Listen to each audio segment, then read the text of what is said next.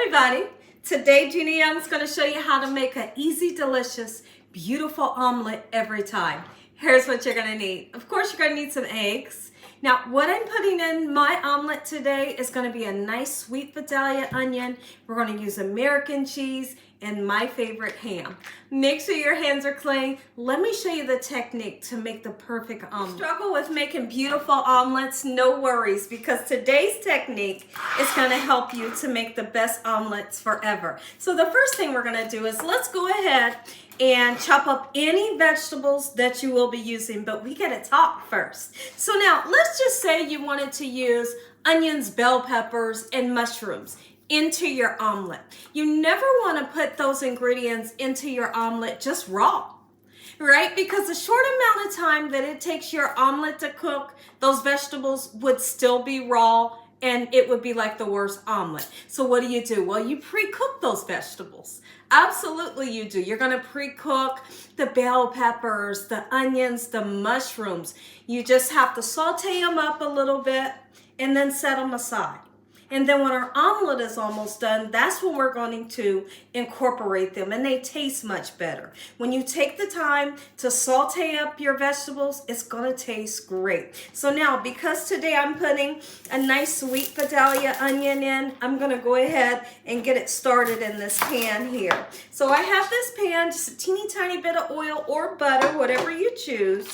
And I'm going to saute these until they get nice and clear in color, okay? Which is translucent, okay? And just by sauteing them, they're going to get a nice, beautiful, sweet taste that we absolutely love. And don't forget to salt and pepper them to give them some great flavor, right? So now, let's just say you're going to put lunch meat in. We know our lunch meat is fully cooked, so you don't have to pre-cook it.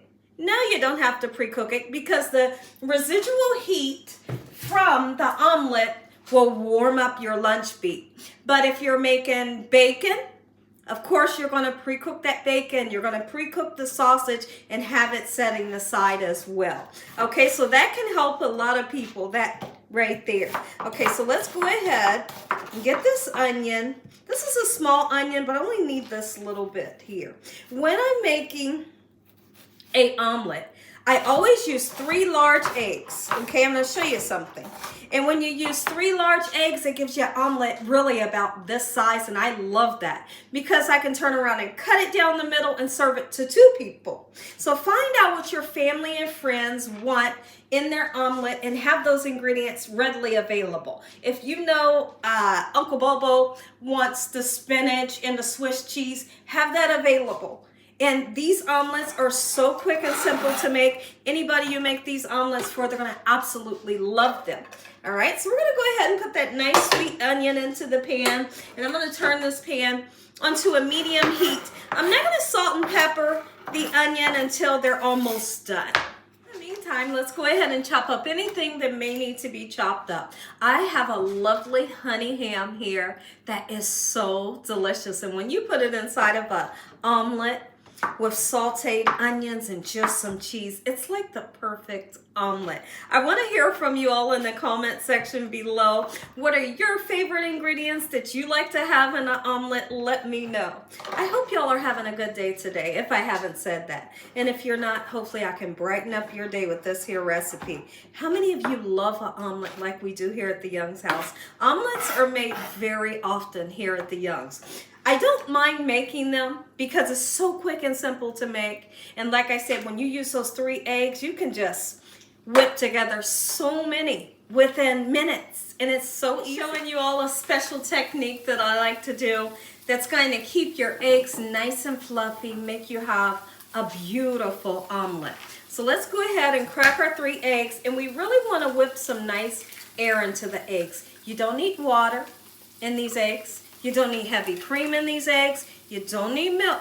We're just going to whip that air into them, and we're going to be doing what I like to call a pulling technique, okay? And so you're going to need a soft spatula. A spatula that looks something like this is really going to help you whether you're making scrambled eggs or omelets Gina Young style, okay? The onions are smelling absolutely amazing. When I come back, those onions will be nice and sauteed.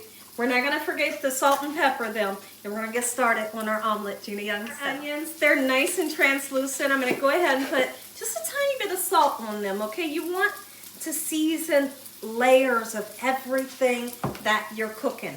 And that's how you get that flavor that everybody loves, right? Salt and pepper them. I'm gonna turn that pan off here in about, oh, let's just say two minutes. You see that charred color we're kind of getting onto them? That's what's gonna make them taste nice and sweet. In the meantime, let's go ahead, get some air into those 3 large eggs. Just like this. I'm super excited.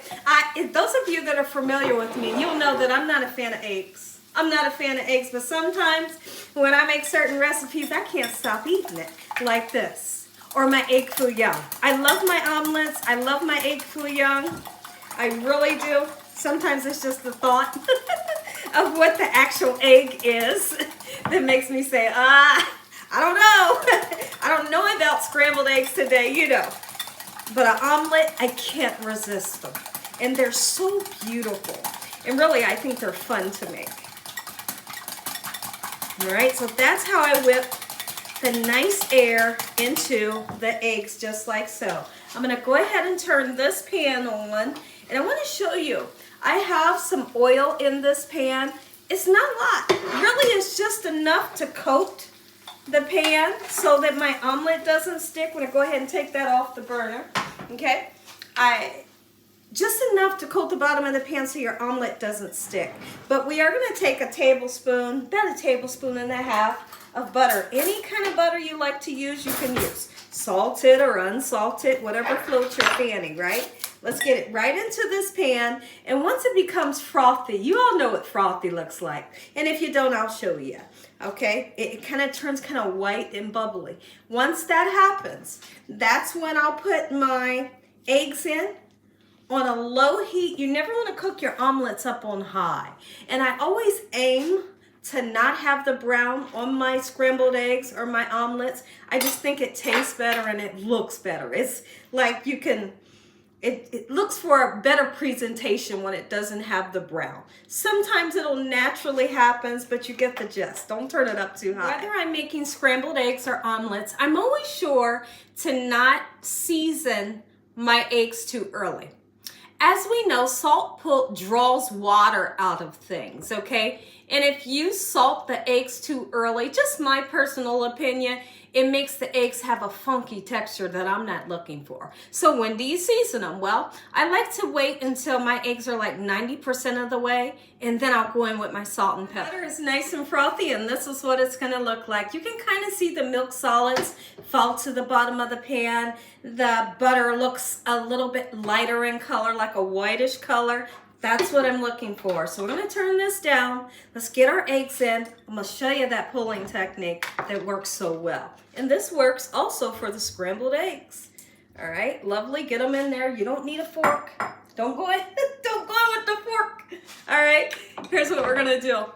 Well, I'm gonna show you. I put my sauteed onions right on the same plate with, you know, your other vegetables, or your lunch meat, or your chopped up bacon, or even your sausage, whatever. Just have it readily available, okay? So now, what we're gonna be doing, we're waiting on this omelet to cook, and you don't wanna cook it too fast. I'm going to be going around the edges, okay?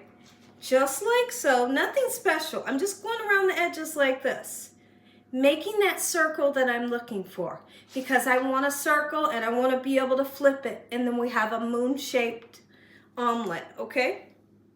Once I see that it has begun to cook, I'm gonna kind of leave it alone for a little bit, and eventually I'll be able to shake that pan and everything moves cohesively together. You know you're moving in the right direction, right? So when I come back, we'll check in on it. I'll bring the camera close so you can see. It's looking like we're beginning to get some cooked egg. Yes, you have raw egg on the top, but don't worry about that. Guess what? Because we're gonna move that egg around in such a manner like this. Look at that. Move your pan, do what you gotta do to put that egg in another direction so that it can continue to cook.